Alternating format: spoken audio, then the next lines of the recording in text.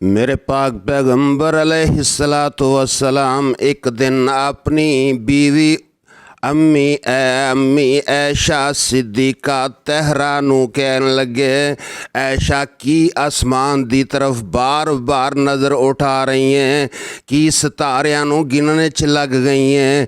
अम्मी ऐशा सिद्दीका कहंदियां ने, अल्लाह दे नबी मैनू ये तो दसो ना भला आसमान दे सितारियां जिन्नियां भी किसे दियां नेकियां है कि नहीं। अल्लाह दे पाक पैगंबर जनाब मुहम्मद सल्लल्लाहु अलैहि वसल्लम फरमांदे ने, ऐशा हाँ हाँ ओ जनाबे उमर दियां नेकियां ने।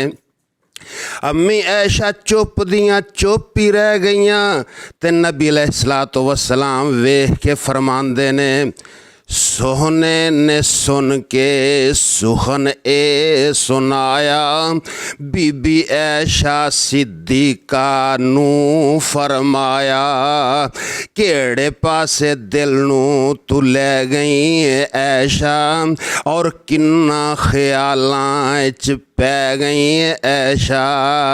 तेरे अब्बे सिद्दीक जो खट्टी है खट्टी, विच गार मेरे नाल एक रात है जो कट्टी।